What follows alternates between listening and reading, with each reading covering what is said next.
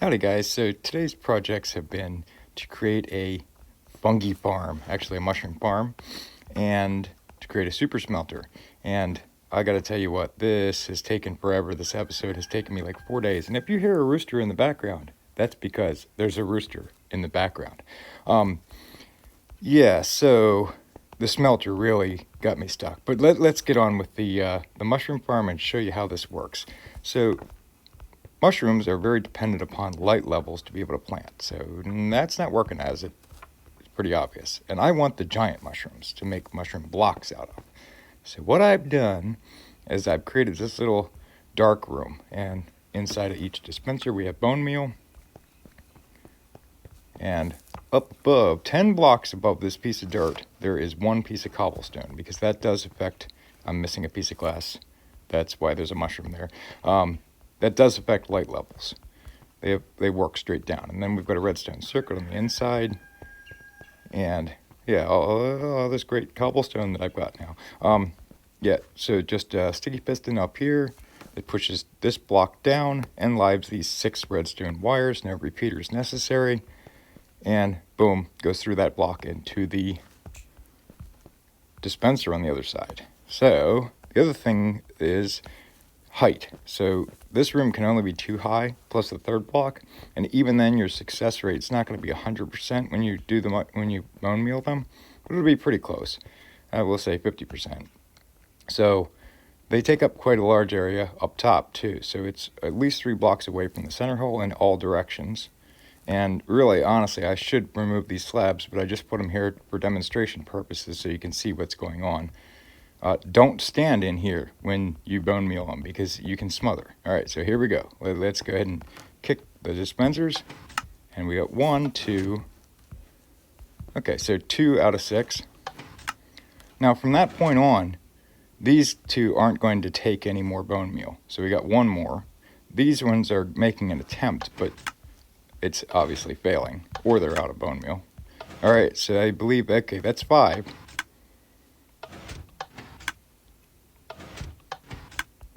That one actually could be out of bone meal. We better check it. No, it's still, I saw the green sparkles. We're good. Sometimes they're just a little more stubborn than other times.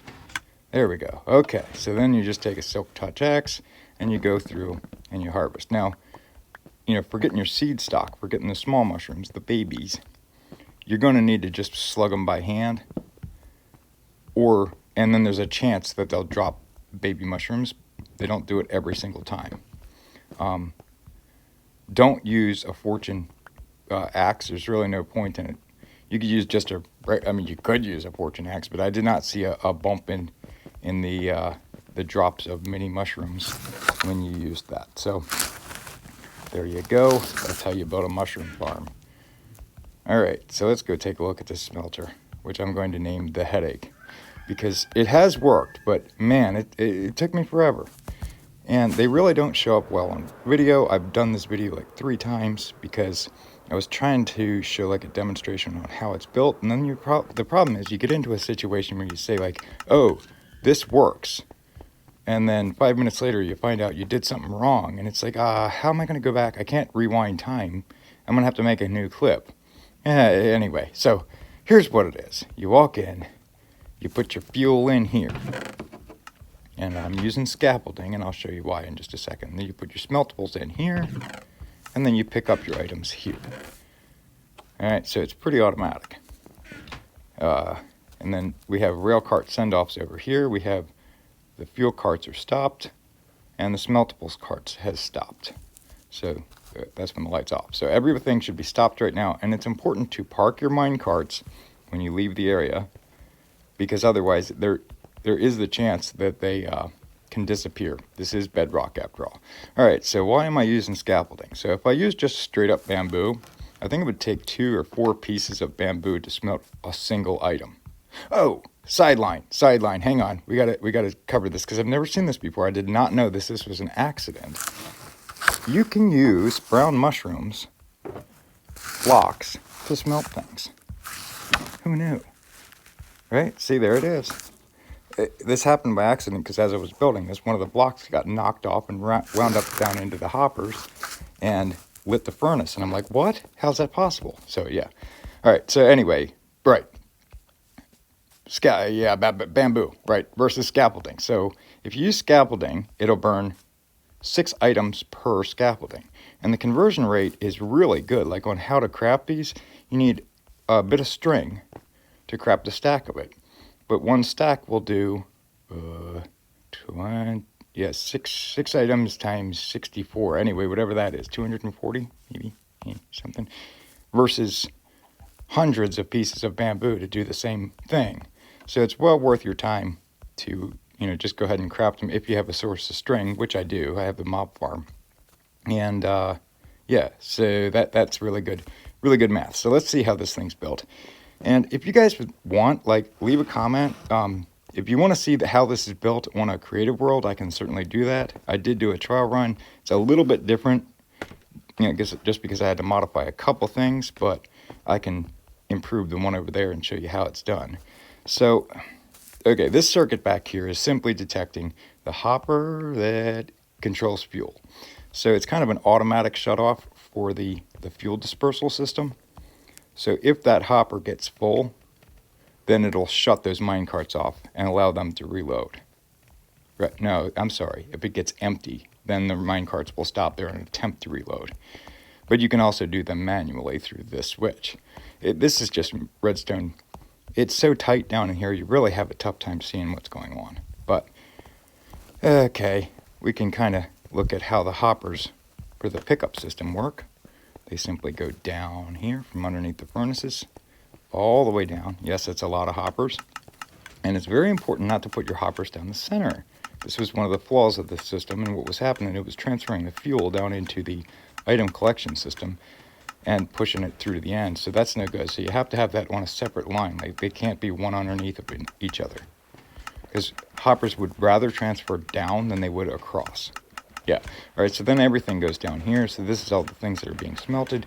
They go through this dropper and into this bubble column, which then wraps around the back of the building and goes to that chest where everything's collected. Another thing to pay attention to if you're building a smelter or using hoppers of any sort is there can't be a redstone source right up against them, because if there is, it'll actually lock the hopper up and cause it to stop working. So everything's got to be separated, and it can actually make building one of these quite difficult. Another thing that's going on is this is where you'd put the fuel in, this chest here. And it goes down through this hopper mine cart, which is positioned with these end rods. Might be able to use glass for that too, but I used end rods. A nice little light source. And then they go down through these 4 hoppers. So when you put that hopper mine cart on, make sure it's on all 4 of those hoppers.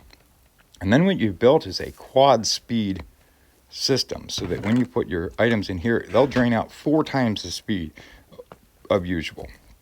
Okay, so then those 4 hoppers, which are pointed down, supply these chest mine carts. Now the chest mine carts are really a good thing to use to load a system like this, because they will disperse the items evenly amongst all of the hoppers beneath them. And if you were using hopper mine carts, that wouldn't work so well. And then the other thing is, redstone rails only stay live for so long before the signal strength fizzles out. So if you're going to have to build a supply point for the power, make sure that's separated from the hoppers, because if that block was right up against that hopper, it would seize it up and it would stop working.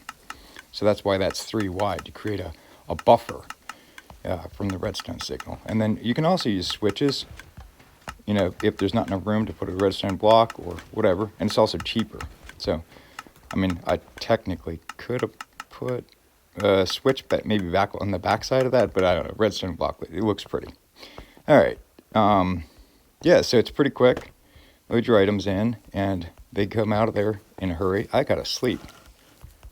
Oh boy, this area is not very well lit up, so let me go ahead and sleep.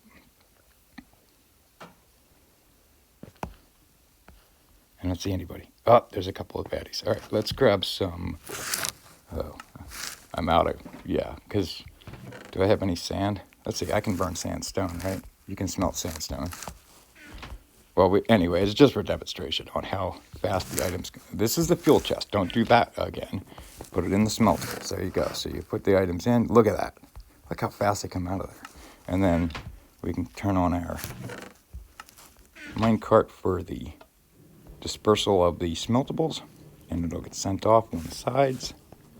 And yeah, furnaces pick up smeltables from the top, fuel from the sides. Just remember that if you're plumbing your hoppers to it. All right, there you go. Cool. And within a few seconds, as long as it still has fuel left, and I did not put that very much in, so we should start seeing sandstone. There we go. There you go. That quick. And you get the smooth sandstone. Cool. All right. So that was my 2 projects for the day. And I made a lot of extra hoppers because of the whole bottom, having to rip that back out because of the way that hoppers went. And I don't know, my mind got fixated on having the hoppers go down the center instead of down the sides. But it is what it is. So short episode today, but yeah, I think I've covered the bases. If you have any questions, don't be afraid to comment. If you like the video, please like and subscribe, and have a great day. Thanks.